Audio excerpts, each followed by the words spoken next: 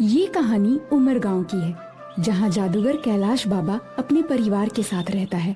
ये जादूगर कोई तांत्रिक नहीं, बल्कि लोगों की भलाई करने वाला सिद्ध व्यक्ति है। कैलाश बाबा अपनी इकलौती बेटी संजना के रिश्ते के लिए चिंतित है। भगवान की कृपा से चिंता दूर होती है और संजना की शादी उसी गांव में संजय से हो जाती है। कैलाश बाबा अपनी बेटी को शादी में दहेज के बदले एक ऐसा जादुई घर देते हैं जिसमें सब कुछ मन की इच्छा से मिल जाता है। संजय और उसकी माँ ये जादुई घर पाकर खुशी से फूले नहीं समाते। माँ जी, आप इस घर में खुश है ना? बहू, तुम ऐसा क्यों पूछ रही हो? इसलिए कि मेरे बाबा ने शादी में दहेज के नाम पर ये घर ही दिया है और कुछ नहीं दिया। अरे संजना, हम लोग दहेज के लालची नहीं हैं। और वैसे भी तुम्हारे बाबा ने ये जादुई घर देकर हमें सब कुछ तो दे दिया है। हाँ बहू, इस जादुई घर में सब कुछ तो है और जो नहीं है वो मांगने से मिल जाता है। मुझे अच्छा लगा, आप दोनों मेरे बाबा के इस तोहफे से खुश हैं। तुम्हारे बाबा ने बहुत सोच समझ कर ये फैसला किया है। भगवान ऐसे जादुई ससुर सबको दे। सचमुच मैं बहुत भाग्यवान हूँ जो भगवान ने मुझे आप जैसी सासू माँ और देवता जैसा पति दिया है। भाग्यवान तो मेरा बेटा भी है जो उसे तुम जैसी पत्नी मिली है। अपने साथ ऐसा जादुई घर जो ले आई हो तुम। भगवान हमारे हंसते खेलते घर को किसी की नजर ना लगे। संजय ने क्या किस्मत पाई है, पत्नी के रूप में साक्षात लक्ष्मी घर आई है। हाँ, संजना के उस जादुई घर की हर तरफ चर्चा हो रही है। बहन, ये जादुई घर नहीं, अली बाबा का खजाना है। किसका समय कब बदल जाए कोई कुछ नहीं कह सकता। काश हमारी भी किस्मत ऐसे ही बदल जाती। कैसे बदल जाती? संजना की कोई दूसरी बहन नहीं है, इसी बात का तो अफसोस है। अगर उसकी दूसरी बहन होती तो पक्का मैं शादी कर लेता। तुमसे पहले मैं अपने बेटे का रिश्ता लेकर चली जाती। इस कोरी कल्पना से क्या फायदा? संजना अपने जादूगर पिता की इकलौती बेटी है और संजय इकलौता दामाद। हाँ, मैं इकलौता दामाद हूँ। इसी बात की तो मुझे भी जलन है। बुरी नजर वाले तेरा मुंह काला, जलने वाले से है घर में उजाला। डोंट वरी संजय, मैं तो मजाक कर रहा था, तो मैं कहाँ सीरियस हूँ। अच्छा ये बता, काम के लिए तू सीरियस है या नहीं? मेरा मतलब कल से ऑफिस आएगा या नहीं? ऑफिस नहीं यार। क्यों? बहुत काम कर लिया, अब आराम के दिन आए, तो आराम करने दे। भाई, जवानी काम करने के लिए होती है, आराम करने के लिए नहीं।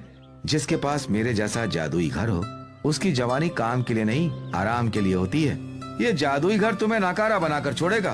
तुम मेरी चिंता मत करो, मेरे ससुर ने जादुई घर देकर मेरा फ्यूचर सेट कर दिया है। अब मुझे मजदूरों की तरह कमाने की, पसीना बहाने की जरूरत नहीं है। हाँ, तुम्हें कभी कोई जरूरत हो तो बताना। अच्छा, तो तुम्हारे जादुई घर से क्या क्या मिल सकता है?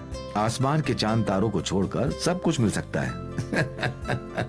संजय, संजना और उसकी सासू माँ जादुई घर में रहते हुए खुशहाल जिंदगी बिताने लगते हैं। समय अपनी गति से आगे बढ़ता है। संजय और संजना एक बेटी के माता पिता बन जाते हैं।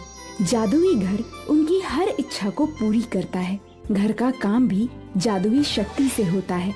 इस कारण किसी को कोई काम नहीं करना पड़ता। ये आराम उनकी परेशानी की वजह बन जाता है। तीनों की तबीयत खराब होने लगती है। बिगड़ती तबीयत उनके स्वभाव को बदल देता है और झुंझुलाहट झगड़े में परिवर्तित होने लगता है। संजय, मैं इस आराम से थक गई हूँ। इस घर में अब हमारे लिए दो ही काम बचे हैं, खाना और आराम करना। तो इसमें बुराई क्या है? भगवान का शुक्र अदा करो।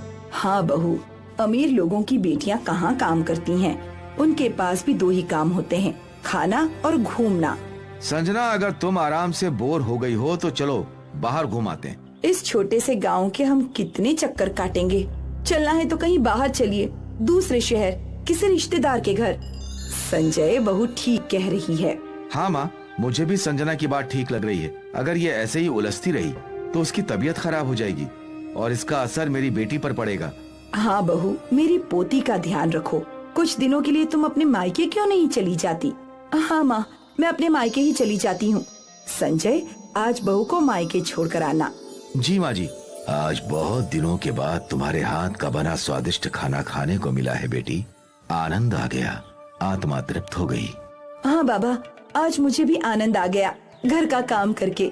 बाबा, ये संजना बिल्कुल पागल हो गई है। घर के आराम से उकता गई है। क्यों बेटी, जादुई घर तुम्हें रास नहीं आ रहा? सुख सुविधाएं अच्छी नहीं लग रही? बाबा, मिठाई कितनी भी अच्छी क्यों न हो, उसे हमेशा पेट भर कर नहीं खाया जा सकता। बाबा, आप देख रहे हैं संजना का व्यंग। ये व्यंग नहीं, सच्चाई है। आदमी अगर काम न करे तो वो आराम से मर जाए। और जो लोग काम से मर जाते हैं उनका दुख भी तो समझो। उनका दुख छोड़िए, आप अपना देखिए। पिछले 1 महीने से आपकी तबीयत खराब चल रही है। माँ जी बीमार हैं, हम भी परेशान हैं, और ये मासूम बच्ची भी घर के माहौल में ठीक नहीं रहती। तो क्या इन सब परेशानियों का कारण अपना जादुई घर है? हाँ, मुझे तो यही समझ आता है। बाबा, आप क्या कहते हैं? मैं अभी कुछ नहीं कहूँगा बेटी, मुझे जो कुछ भी कहना होगा तुम्हारे घर आकर कहूँगा। संजना पिछले 1 महीने से मायके में है। मायके में रहकर वो घर का सारा काम कर रही है, और ये काम करना ही उसकी सेहत के लिए फायदेमंद हो रहा है। संजना की बदलती सेहत संजय की सोच को बदल देती है। उसे भी आभास होता है कि वो अपने जादुई घर में रहकर कुछ ज्यादा ही आलसी हो गया है। संजना के पिता जादूगर कैलाश बाबा इस धर्म संकट में फंस जाते हैं कि वो बेटी के भविष्य के लिए क्या करें। लेकिन संजना अब किसी धर्म संकट में नहीं है। वो अपने भविष्य के लिए एक कठोर निर्णय करके जादुई घर में वापस आती है। क्या अब तुम इस घर में नहीं रहोगी? हाँ माँ जी, मैंने फैसला कर लिया है। अब हम इस जादुई घर को छोड़ देंगे। संजय, सुन रहे हो बेटा, बहू क्या कह रही है? संजना ठीक कह रही है माँ। संजय, तुम भी ये जादुई घर छोड़ना चाहते हो? माँ जी, आप अपने बेटे को नाकारा मत बनाइए। जादुई घर के सुख सुविधाओं के कारण ये भी नौकरी छोड़कर बैठ गए हैं। अरे बहू, आदमी कमाता किस लिए है? 2 रोटी के लिए ना। अगर वो 2 रोटी घर